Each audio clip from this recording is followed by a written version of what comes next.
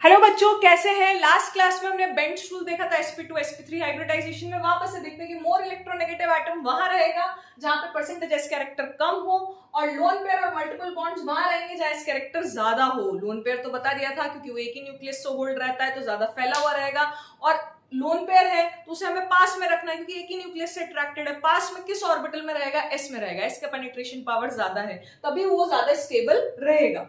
अगर हम multiple bond की बात करें तो डबल बॉन्ड ट्रिपल बॉन्ड की बात हो रही है, तो सिग्मा बॉन्ड के साथ साथ क्या बनता है? सिग्मा बॉन्ड के साथ साथ पाई भी बनता है, साइडवेज ओवरलैपिंग भी होती है सिग्मा बॉन्ड। तो यहाँ पे भी ऊपर भी साइडवेज ओवरलैपिंग, नीचे भी साइडवेज ओवरलैपिंग। तो वो कब पॉसिबल है? जब एटम्स के बीच की डिस्टेंस कम हो।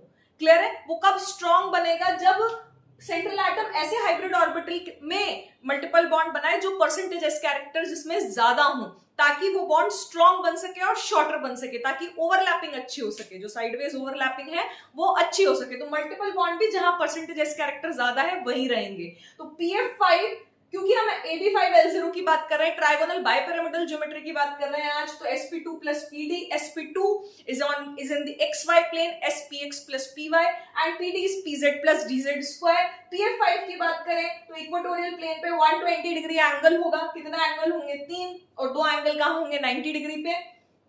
क्लियर है? बट अगर हम PCl2F3 की बात करें तो 2 क्लोरीन इक्वेटोरियल प्लेन पे होंगे, क्योंकि फ्लोरीन ज्यादा इलेक्ट्रोनेगेटिव है तो वो हमेशा एक्सियल प्लेन पे ही रहेगा, और एक जो फ्लोरीन बचा वो कहां रहेगा? इक्वेटोरियल प्लेन पे। तो वो परसेंटेज एस कैरेक्टर कम रखेगा क्योंकि ज्यादा इलेक्ट्रोनेगेटिव है। तो क्लोरीन में परसेंटेज एस कैरेक्टर बढ़ जाएंगे, दोनों क्लोरीन में। जब परसेंटेज एस कैरेक्टर बढ़ेंगे तो एंगल 120 डिग्री से थोड़ा ज्यादा निकलेगा Cl Cl के बीच में, Cl PCl।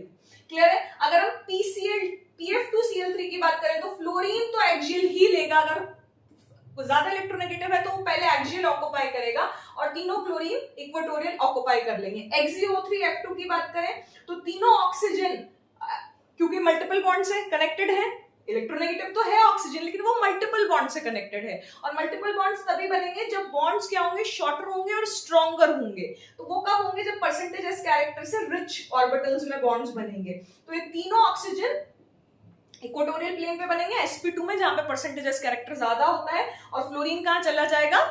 एक्सियल पोजीशन पे। Is it clear? समझ में आया यहां तक? नेक्स्ट देखें,